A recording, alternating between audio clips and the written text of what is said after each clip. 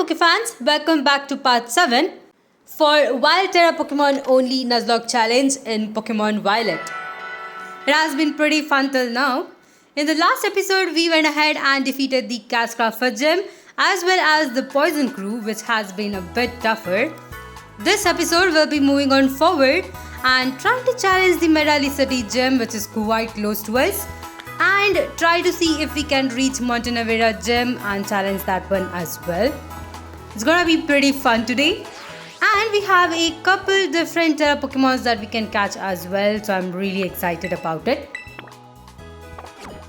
Since the next gym that we are up against is actually a fighting type gym, I've gone ahead and trained up my team members to level 36. I think Medalicity gym will have Pokemons around level 35, so the current level should be pretty good. Either way, let's get to exploring.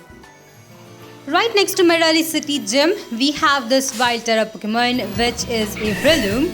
It's a really good Pokemon to catch just before the gym because it's a part fighting type. I think this is a really good team member for me, so I'm quickly gonna go ahead and catch it. It also has the Rock Terra type, which is pretty unique, and it's at level 30, which is pretty good. Let me quickly go ahead and try to catch it. Right here I was just training up my Tauros, and since I do have it up in front, I'll quickly go ahead and try to catch it with it. Tauros is also a fighting type, but unfortunately when it terrestrializes into an electric type. Either way, I think it's pretty fine since the Breloom here is gonna be Rock Terra type for now. Tauros here actually has a really good move called Raging Bull, and I really like this move. It's gonna be quite helpful when I'm going against the gym leader. Thankfully, we were also able to break down Breloom's transformation in just one hit, so I'm really hoping we can catch it right here with this Ultra Ball. There we go. So we have our new team member. Alright. For now, I think this is the only Terra Pokemon I can find just before the gym. Maybe if I do go towards the Glacido Mountain, I might find a couple of them, but for now I don't want to really explore too much. I'll quickly go ahead and add Breloom to my team, and we can go ahead challenge the gym leader. Before that, of course, I do have to name it.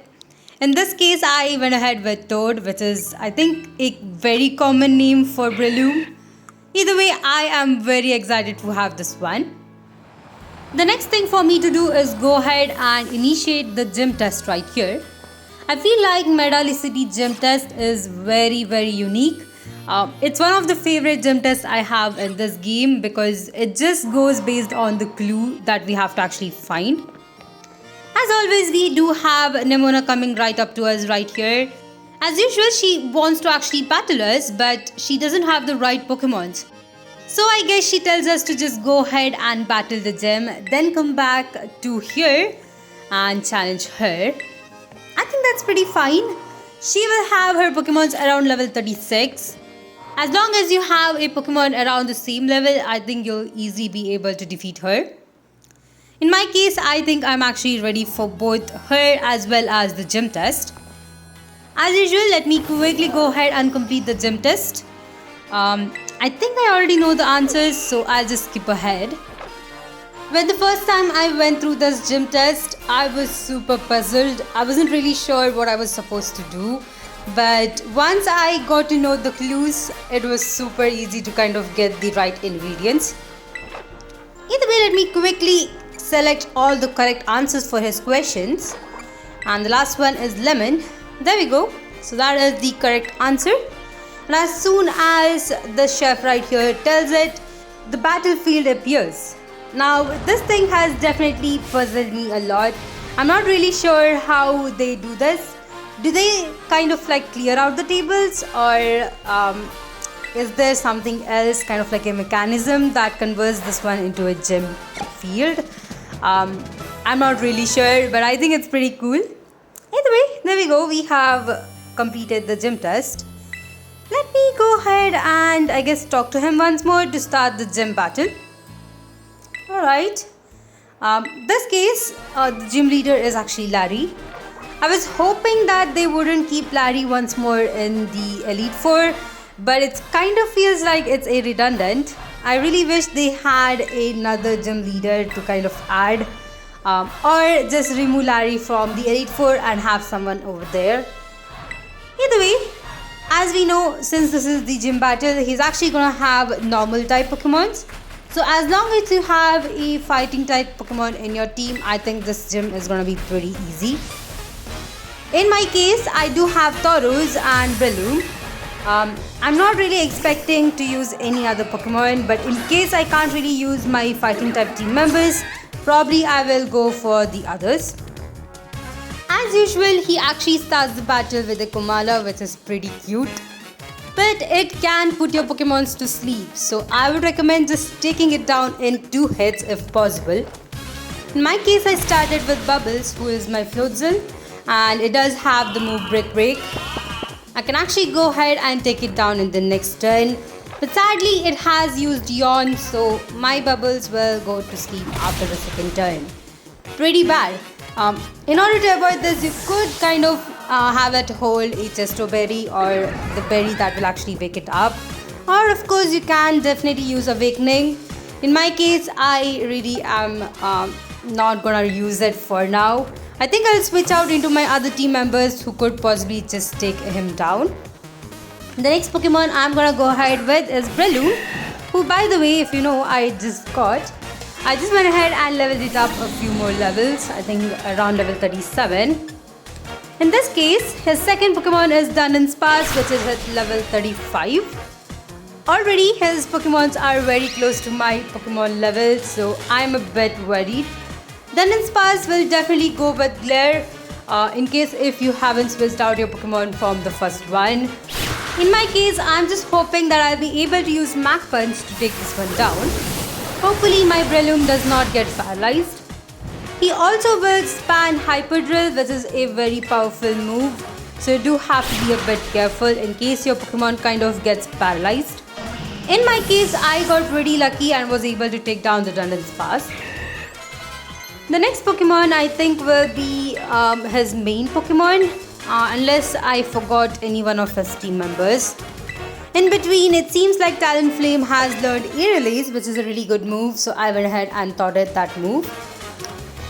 Okay, I guess this is his final Pokemon. It's actually his Staraptor. Staraptor can be a bit tricky to kind of take down with a fighting type Pokemon, just because of the fact that it still has its flying type moves and can be devastating if you're not careful.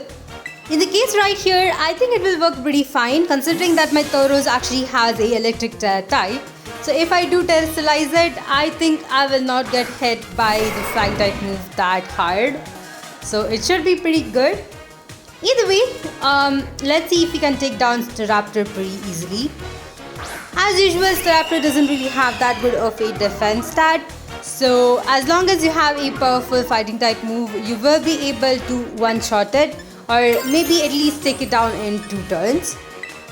Right here, I went with terrestrializing my Tauros and of course went with double hit. As far as the moveset goes for Tauros, I have seen that it can actually learn Low Kick, which is a really good move if you are going against a heavy opponent, but it's not that useful all the time, so I just went with keeping double hit for now. Right here, Larry is just trying to give up, and of course he gets the chef of the restaurant to kind of cheer for him. As usual, it's pretty cool to see, but I feel like Larry's character is a lot in common with most of the people in this world, so I think it's kind of shocking to see it in this game. Either way, here are people trying to cheer us, and it's pretty cool. As soon as they cheer Larry, apparently he gets very happy, which is understandable. He's also going to go ahead and terrestrialize his Staraptor. I feel like Staraptor is an amazing Pokemon and definitely a really good flying type Pokemon to add to your team. It also comes with Intimidate, which is a really good ability, especially if you are in a Nuzlocke. And right here, it is terrestrialized into a normal type. Pretty cool. In this case, it seems like my Pokemon is gonna be going first. That was a pretty good damage. Not what I expected, but alright. Immediately it goes with Air Release, which I guess is understandable. Thankfully, I do have leftovers on my Taurus, so I do have a chance to heal up. For the next turn, I went with Raging Bull, which is a powerful move, and we were able to take it down with this move. That is pretty good. So there we go, we have our 5th gym badge. Definitely this gym was much easier than the last one. Cascrafa City gym I think was a bit trickier, but I think this was pretty easy and the easiest I have had so far. So I'm really happy about it. Anyway, now that we have won this gym badge, I think it's time for me to go ahead and explore the Glacido Mountain. In this game, Glacido Mountain is super huge. I think even in my playthrough, I haven't really explored complete of it. I'm pretty sure I have skipped a lot of trainers in that game as well. I kind of feel like there are so many trainers on it. It's a really good place for you to kind of level up your team members. Especially if you are like me, where I just randomly add new Pokemons to my team. But of course, before we go there, we have a battle with Nemona. I partially forgot about it, but seeing this cutscene kind of reminded me of it. So we do have to defeat her before we can move on forward. Thankfully, we do have La Primera right here, who will actually go ahead and heal our team members. So you don't have to really worry about going against her without healing your team members. That is one good thing in this game, that they actually heal our team members. Either way, I think I'm ready for this battle as well. One good thing is that since I do have my Floatzel up in front, I think I'll be able to make quick work of her first Pokemon as well. So I don't really have to waste a turn in switching it out either. Anyway, let's head outside and defeat Nemona. As usual, she will be starting with her Lycanroc. This is the reason why I went with Floatzel up in front. Definitely, I feel like Floatzel is a solid Pokemon if you have the right moves on it. And I really wish I had got a chance to kind of use it in my other playthroughs as well. Either way, I'm quite happy to have it right here. For the first turn, I went with Water Pulse. And I was hoping to kind of take it down in one hit, but apparently that's not gonna happen. That's alright, we will try once more, and the next turn I think we'll be able to take her first Pokemon down. Let me quickly go ahead and use another Water Pulse. And there we go, we have defeated her Lycanroc. The next Pokemon she's probably gonna bring out is her Pomo. It will actually be evolved into Pomo. The last time I think we saw her, she still had a Pommy. Pomo is pretty cool. It's a part electric and fighting type. Personally, I have used this one and definitely it is a solid Pokemon if you can fully evolve it though. Evolving Pomo is a very huge deal considering the fact that you do have to kind of run 1000 steps with it. It kind of is a bit annoying because you have to run around at least 5 minutes for it to actually evolve. But once it evolves, it's a solid Pokemon. It definitely gets some really good moves as well, so quite good. Right here I went with Breloom, hoping that I could do some kind of damage, but apparently I'm having a bit of an issue with it. Maybe I think Breloom wasn't the really good Pokemon to go against this one. Right here it also got paralyzed, but let's see if we can at least take this one down in this turn. Went with another Mach Punch and there goes down Pommy. Not bad, we still have 2 more Pokemon to take down. The next one is her Goomy, which is really cute. I really like Goodra, it's a really strong dragon type Pokemon. In this case, I'm gonna go ahead and switch out into Spike, my Luxray, who has Ice Fang and shouldn't have too much difficulty taking down Goomy. Sadly, I don't think we have Goomy as a Wild Terra Pokemon in this game, so I won't be able to actually use it in my Nuzlocke challenge. Either way, I think it's pretty cute to see and glad that at least our rival has it in her team. The final Pokemon she is gonna have is Meowscarada, which is her starter Pokemon. In my case, by the way, I had chosen Fuecoco. I'm not using it because it's not a part of my Nuzlocke challenge rules. But due to having Fuecoco as my starter, she's actually gonna have Muscrada. Muscrada is also pretty cool. I decided to go ahead and try using my Luxury right here to kind of take it down. I mean, I do have, Ice Fang, and I was hoping to kind of take it down with Luxury. She's of course gonna go ahead and terrestrialize her starter, so it's gonna be a bit tougher to kind of take down. And if you have used Muscrada before, you know how powerful it is. By the way, I actually had it as my first starter for my playthrough, and I've thoroughly enjoyed it as well. It's a really solid team member and can learn really good moves as well. In this case, let's see how big of a damage we can actually do against it. Unfortunately, it is faster than me and it's gonna go ahead with Flower Trick, which is a powerful move. As you can see, it definitely also got lucky with the crit hit, by the way, but definitely did quite a good damage. Ice Fang was able to do a good damage as well, but I can't really, lose my Luxury, so I had to switch out.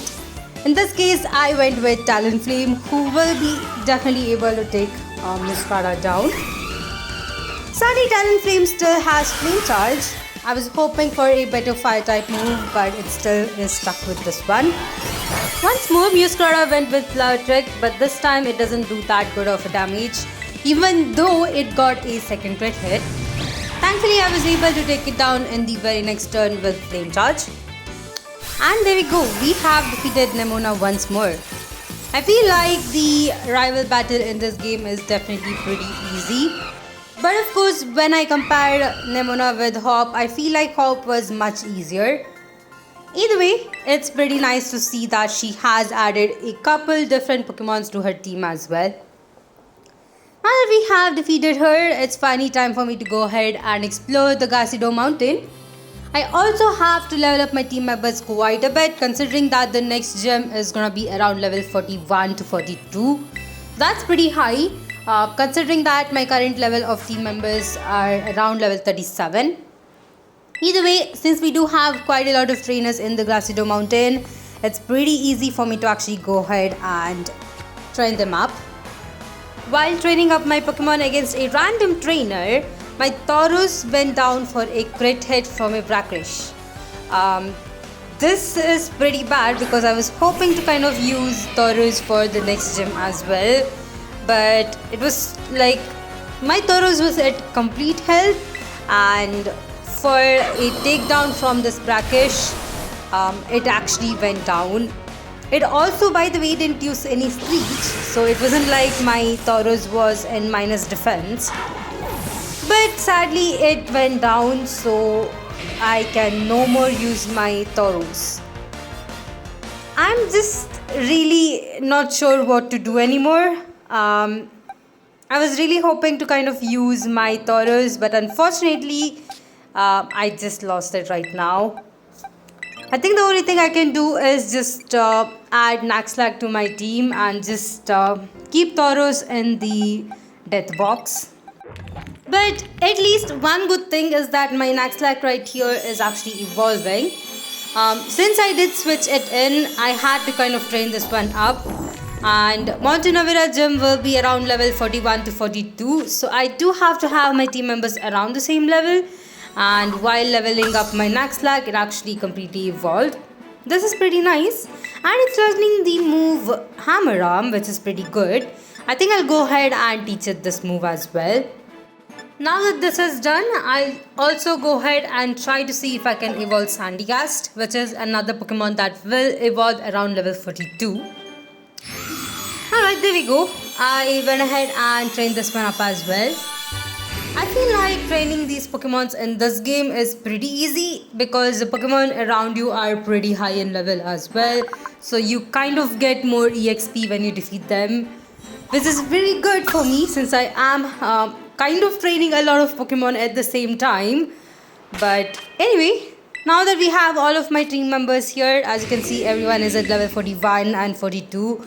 I think we are pretty ready for the Montenavera gym. So let me go back to Montenavera City, go ahead and challenge their gym test. Hopefully, I'll be able to defeat this gym as well. I'm not really sure if double battling is easy or tougher when you're in a Nuzlocke challenge. Usually, I really like double battle. I actually enjoy it and prefer it over the single battles.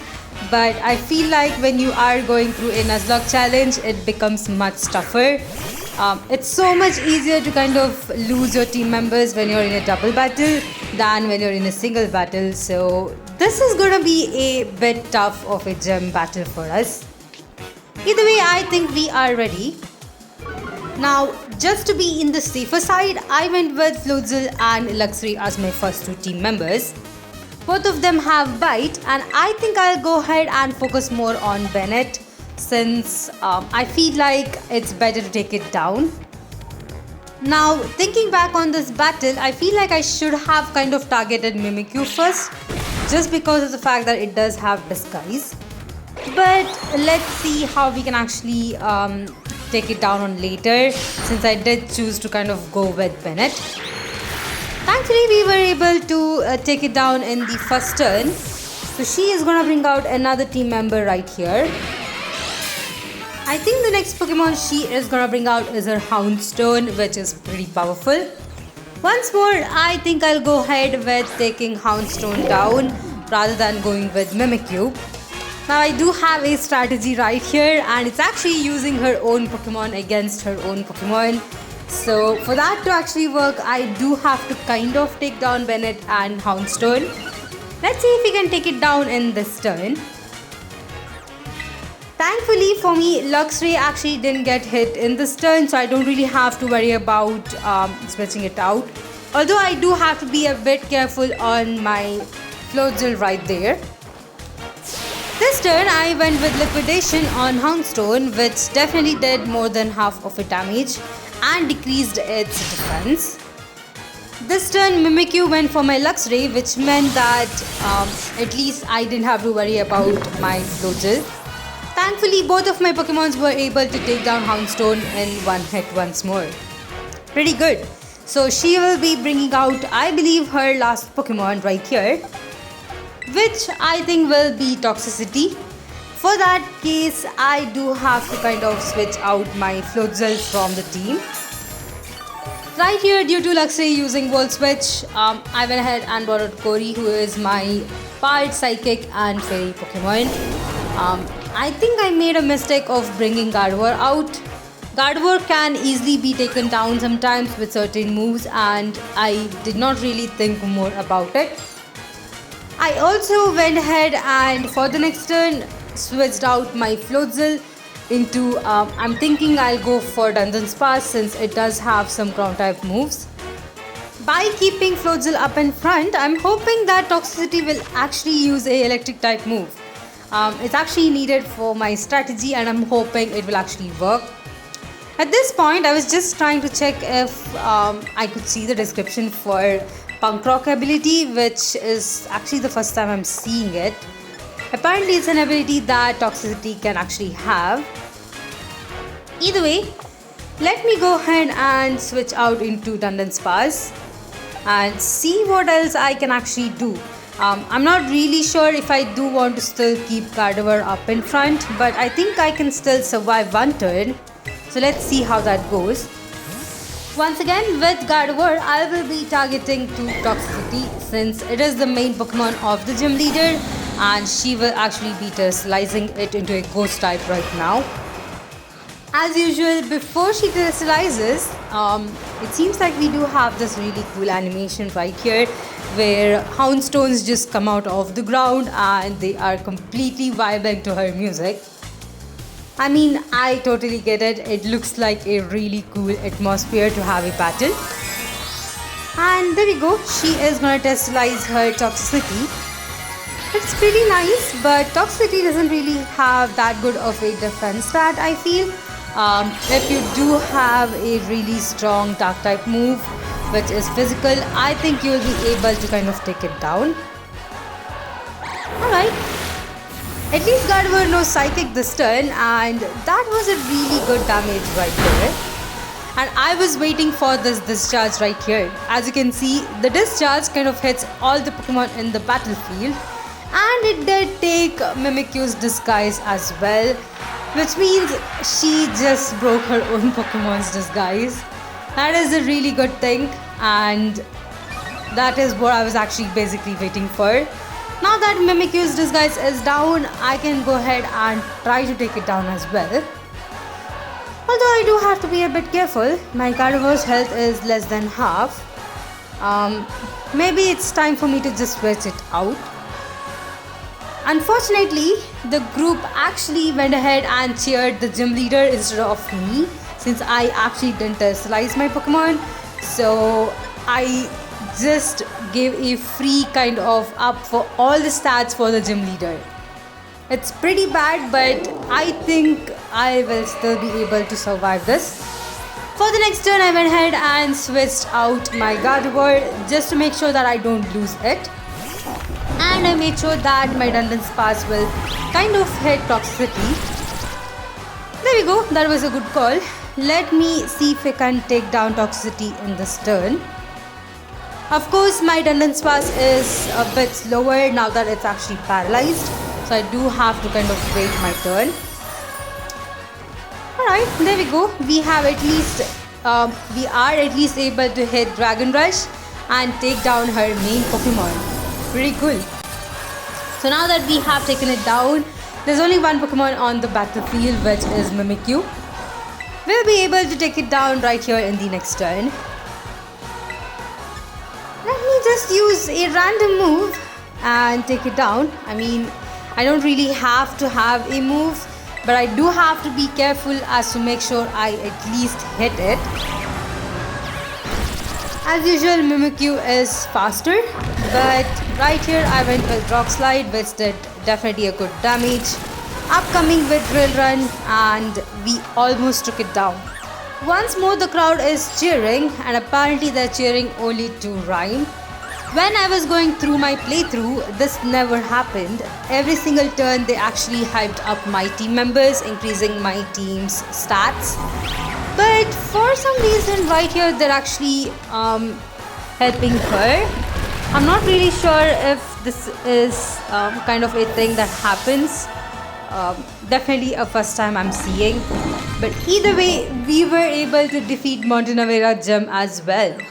This was definitely a tricky battle, but all of my team members were there, and I think I used all of my team members, so it was pretty fun and pretty challenging.